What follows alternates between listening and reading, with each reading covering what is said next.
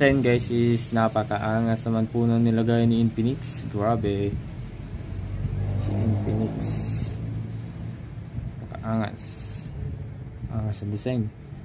For the pricing of the 4,500, I think go nyo na to. Gaming processor.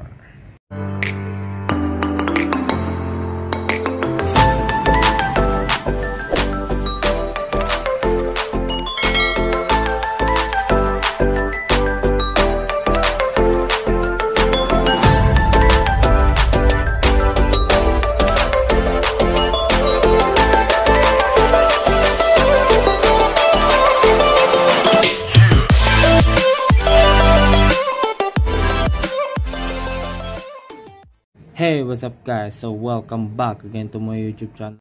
Before tayo mag-proceed sa full video guys, please subscribe and help me reach 2,300 subscriber at magpaparapol tayo ng Tecno Spark Go 2023. Just simple instruction lang para makasali sa raffle natin. Just share this video and comment down kung ano ang nagustuhan nyo sa smartphone na na-unbox natin. And yun lang, matik. Kasali ka na sa raffle pag nagawa mo yung 2 basic steps. Just share and comment. Bagong smartphone na introduce ni Infinix. So, si Infinix ha.30i. Bili po natin siya guys sa Miboy's Hub sa may Carriedo. At yung kanyang presyo is 4,499. So, 4,500 na po. So, ito yung speaker na libre. So, ito na yung box ng phone. So, yan, Infinix ha.30i. 8GB RAM.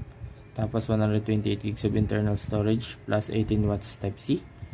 Tapos 5,000 mAh. So sa baba yung kanyang mga specification. Yung kanyang color is mirror black. Then sa likod, so yan yung mga basic info ng smartphone. 18 watts type C, 5,000 mAh, 90Hz, 6.6 inch 70 HD plus, up to 8 GB of RAM, side mounted fingerprint, octa-core gaming processor, 8MP selfie camera. Then yan yung kanyang processor, si Unisoc T606. So yun guys, 4G pa lang po to ha, pero not bad na for the pricing na 4,500. Naka type C ka na, plus 5,000 mAh mo pa, then 18 watts. So I think solid na po yan. Oopsie. So ito na po yung phone itself, kanyang packaging.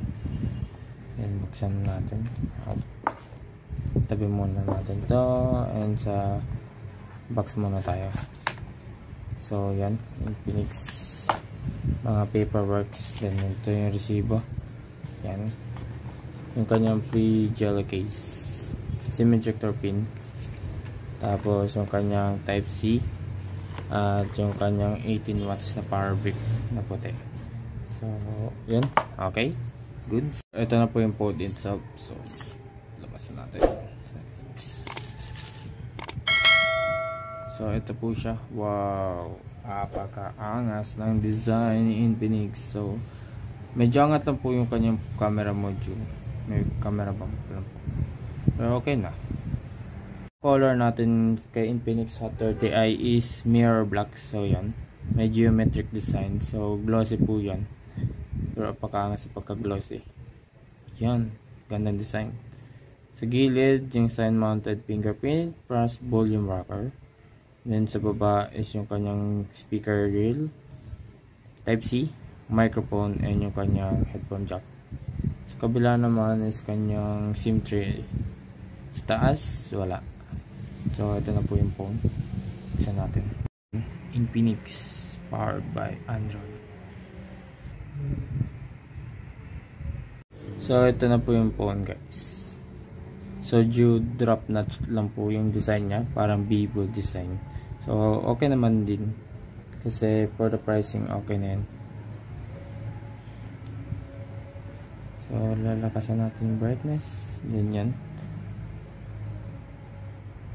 ito kanyang drawer, okay na for the pricing.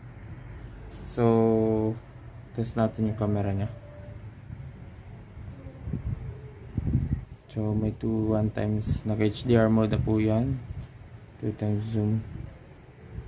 So sa kanyang video, 1080p at 30 frames per second, 720p at 30 frames din po. So ayan, kita nya, ayun. Ito indicate na naka-camera mode ka, yung green na LED dyan sa gilid. So may slow motion, video, AI cam, beauty cam, portrait, super night, wow, pakangas. Tapos night times 1 times 2 pa.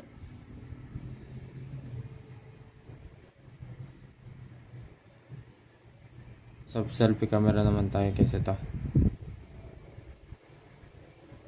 Okay na din. For the pricing, HDR mode na siya.